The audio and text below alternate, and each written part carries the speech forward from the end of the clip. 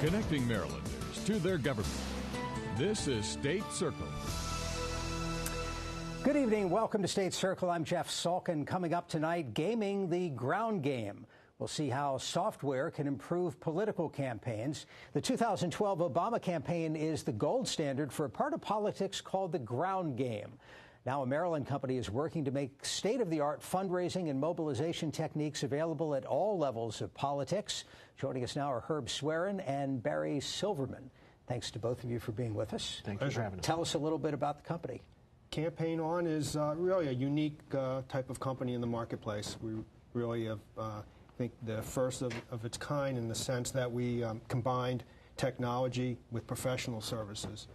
And the idea behind that is that we can offer and really focus at the state and local level for candidates who would like to be able to do all those things that happen maybe at a national level, but really, realistically, funding-wise, would not be able to do that. We pull that into one resource. When we talk about the ground game, what are we talking about, and how has it evolved in recent years? Well, we're talking about gathering data and information on voters. This was the sort of the gold standard of the Obama campaign, where they found data, information about voters, and then they took that data and they targeted messaging to that particular. And is it by community that we think this neighborhood is receptive to this message? It was neighborhoods. It was demographics. It's individual. It almost got down to the individual. I think in one case they found an area where a lot of people were out of work that worked at this one particular factory, and they found where these people were, and then they put targeted messages to those people at specific programming that they watched or that they listened to on the radio or whatever, and they got email blasts to them, and it was just down. It was called micro-targeting. We don't get to that point, but we approach that. You know, as voters, we like to think that we're operating of our own free will when we decide who to vote for, but the level of sophistication in the marketing of this, and for campaigns that want to win, right, you can't ignore it. Well, we're dealing with technology now that really, even as early as like 4 or 5 years ago, wasn't really as sophisticated as now. So drill into that. How's it different? Well, a few years ago, getting email lists and email blasts out to people, it was very difficult to do.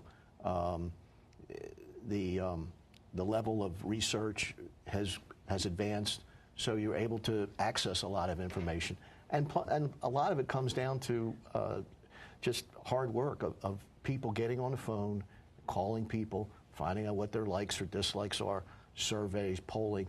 The technology of gathering the data is just a lot more advanced than it is now. I'll give you a perfect example of that, Jeff. Just a few years ago, and then really the idea of this business started from a campaign back in 2010, and we've both been involved in campaigns and had other parts of our professional life, but working in politics. And in that campaign, we had a big map on the wall, and you've probably seen this, with pins all through the jurisdiction where the voters live. Having a map, having a data list from the state, taking that and pinning where we think the voters are on the map. Well, today, push pins, yeah. Today, with the technology that we have, we can actually take that voter data, and within 10, 15 seconds, that data appears on a map, and you can actually strategize from that where your likely voters live, what they're thinking, age brackets and things like that. What does this do for the novice candidate? Right. There's always people who dream of running for the House of Delegates. Right. And they're up against some entrenched incumbents, the political machine, people with connections.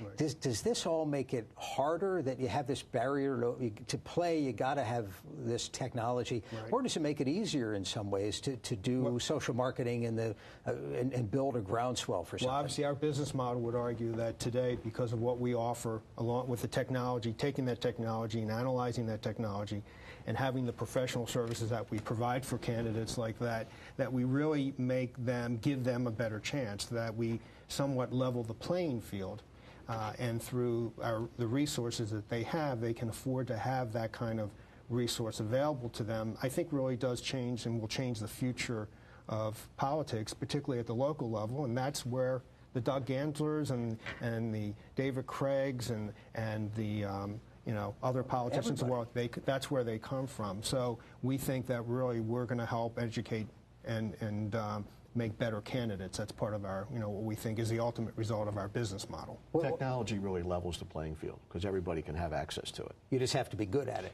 You have to be good, yeah. And we make it affordable. So what happens to the data? I mean, I've read that not only was the Obama campaign the gold standard, but that the database that they built is a gold mine for anybody interested in democratic politics, and they own it, right? Right. Yes. Right. So, in the case of your work, whose data is it? Well, it's their data. I mean, it's the candidate or the incumbent's data, and they can use that all the time to even after the election, when they're in office, they can use that and target messaging to now they become their constituents. So because we believe the campaign never ends. And you're always gathering data, you're always messaging to your constituents, and that's how you keep them engaged. Do you work with any particular ideology, party, anybody you target or don't work with? We're nonpartisan. We're like a car dealership. When someone walks in the door, we don't ask what their party affiliation is. We're happy to work. What we're really looking forward to is working with, and we find this at the local level, just wonderful people who really want to make a difference.